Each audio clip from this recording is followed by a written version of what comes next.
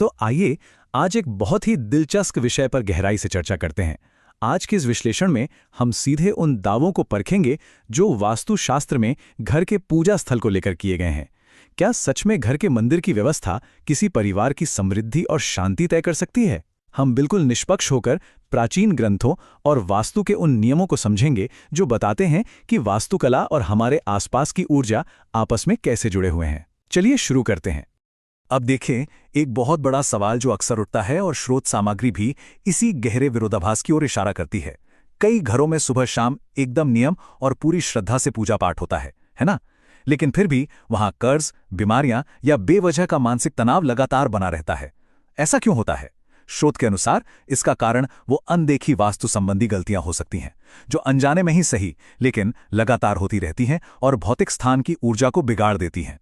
शास्त्रों में बताया गया है कि घर का जो मंदिर होता है ना, वो असल में ब्रह्मांडीय ऊर्जा यानी कॉस्मिक एनर्जी का एक बहुत बड़ा केंद्र है। ये ऊर्जा घर के ईशान कोण मतलब उत्तर पूर्व दिशा में उत्पन्न होती है।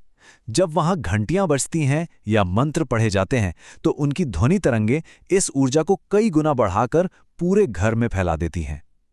इसलिए ये बहुत जरूरी माना गया है कि ये केंद्र पूरी तरह से शुद्ध और पवित्र रहे, ताकि हर तरफ केवल सकारात्मक ऊर्जा ही फैले। तो स्रोत के अनुसार पहली सबसे बड़ी गलती जो अनजाने में होती है वो है खंडित मूर्तियां। और सच कहूं तो ये अक्सर लोगों की बहुत गहरी भावनाओं और आस्था से जुड़ी होती है। यहाँ एक एम्प्टी स्पेस थ्योरी यानी खाली जगह का सिद्धांत काम करता है। होता क्या है कि लोग अपनी पुरानी मूर्तियों से इतना ज्यादा जुड़ जाते हैं कि मूर्ति के थोड़ा सा चटकने या टूटने पर भी उसे हटाना नहीं चाहते।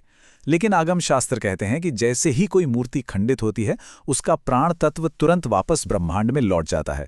और क्योंकि इस ब्रह्मांड का नियम है कि कोई भी जगह खाली नहीं रह सकती, इसलिए उस खाली ढांचे में नकारात्मक और विनाशकारी शक्तियां अपना घर बना लेती हैं। इस बात को और अच्छे से समझने के लिए स्रोत में शिव पुराण से जुड़ी एक बड़ी दिलचस्प कथा का जिक्र है। एक बहुत ही अमीर सेठ हुआ करते थे। उनके मंदिर में स्फटिक की एक देवी की मूर्ति थी। मूर्ति का एक छोटा सा हिस्सा चटक गया था, लेकिन अपने लगाव के कारण उन्होंने उसे नहीं हटाया। कुछ ही महीनों में उस सेठ का पूरा व्यापार ठप हो गया। जब एक सिद्ध गुरु उनके घर आए तो उन्होंने साफ कहा, तुमने साक्षात दरिद्रता को अपने मंदिर में स्थान दे रखा है। मतलब वास्तु के अनुसार एक छोटी सी दरार भी कितनी विनाशकारी हो सकती है, ये उसका एक बड़ा उदाहरण है। तो सवाल यह है कि इसका सही समाधान क्या है? स्रोत में इन खंडित मूर्तियों को पूरे सम्मान के साथ घर से हटाने के स्पष्ट तरीके बताए गए हैं। सबसे पहले तो इस बात को स्वीकार करना चाहिए कि मूर्ति खंडित हो गई है। उसके बाद पूरी श्रद्धा के साथ उसे किसी पवित्र नदी में प्रवाहित कर देना चाहिए या फिर उसे ले जाकर किसी पीपल के पेड़ के नीचे रख देना चाहिए। इससे ऊर्जा का संतुलन बिल्कुल सुरक्षित रहता है। चलिए अब दूसरी आम गलती की बात करते हैं, और ये हमारी रोजमर्रा की पूजा की आदतों से जुड़ी है, जो कथित तौर पर घर में बीमारियों और आर्थिक नुकसान को खींच लाती है। प्राचीन ग्रंथों में इसके लिए एक खास शब्द है, निर्माल्य। भगवान को अर्पित किए गए और बाद में अपनी जीवन ऊर्जा खो चुके फूलों या सामग्री को निर्माल्य कहा जाता है। स्रोत का दावा है कि जब इन सूखे फूलों को कई दिनों तक मंदिर में यूं ही छोड़ दिया जाता है तो उनमें एक तरह की सड़न शुरू हो जाती है। और सबसे चौंकाने वाली बात तो ये बताई गई है कि ये सूखे फूल राहु और केतु जैसे ग्रहों के नकारात्मक प्रभावों को जगा देते हैं। देखिए, ताजे फूलों में जो जीवंत ऊर्जा होती है ना, वो एकदम अलग होती है और भगवान को अत्यंत प्रिय मानी जाती है। लेकिन जैसे ही वो फूल सूख जाते हैं, वो मृत ऊर्जा का प्रतीक बन जाते हैं। मंदिर तो जीवन और प्रकाश का स्रोत है। वहां अगर ये मृत ऊर्जा जमा होने लगे तो ये सूखे फूल बिल्कुल एक स्पंज की तरह काम करते हैं। ये घर की सारी सकारात्मक ऊर्जा को सोखने लगते हैं, जिससे घर के वातावरण का क्षय होता है और बेवजह बीमारियों पर पैसा खर्च होने लगता है। तो इस मृत ऊर्जा से कैसे बचें? इसके कुछ बहुत ही व्यावहारिक तरीके बताए गए हैं। हर दिन नई पूजा शुरू करने से पहले पुराने निर्माल्य को तुरंत हटा देना चाहिए। और सबसे जरूरी बात, इन्हें भूलकर भी घर के साधारण कूड़ेदान में नहीं फेंकना चाहिए। इसके बजाय इन्हें किसी गमले की मिट्टी में दबा दें ताकि वो खाद बन जाए, या फिर बहते हुए साफ पानी में विसर्जित कर दें। यह प्रकृति से ली गई चीजों को बिना कोई नकारात्मक ऊर्जा पैदा किए वापस प्रकृति को लौटाने का सबसे सही तरीका है।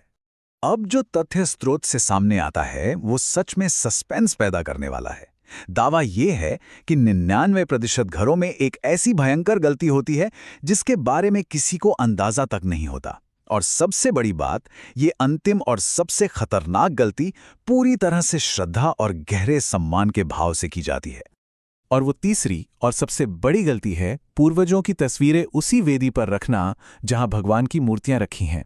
ये एक बहुत ही आम बात है जो लगभग हर घर में देखने को मिल जाती है। वास्तु विज्ञान इसे इतना गलत क्यों मानता है? दरअसल ये पूरा मामला ऊर्जा की अलग अलग फ्रीक्वेंसी का है। एक तरफ है देव ऊर्जा, जो संपूर्ण सृष्टि का पालन करने वाली परम शक्ति है, और इसका स्थान घर का उत्तर पूर्व कोना होता है। दूसरी तरफ है पितृ ऊर्जा, जो उन आत्माओं से जुड़ी हैं जो अभी भी मुक्ति की राह पर हैं। इनका सही स्थान दक्षिण दिशा मानी गई है। मतलब इन दोनों की ब्रह्मांडीय फ्रीक्वेंसी और दिशाएं एक दूसरे से बिल्कुल अलग हैं। स्रोत इसे एक बहुत ही बेहतरीन रूपक से समझाता है, टकराती हुई नदियां। जब आप पूर्वजों की तस्वीर को भगवान के साथ रख देते हैं तो ये ऐसा है जैसे दो विपरीत दिशाओं में बहने वाली नदियों को एक साथ मिला देना। इससे एक बहुत ही विनाशकारी भंवर पैदा होता है।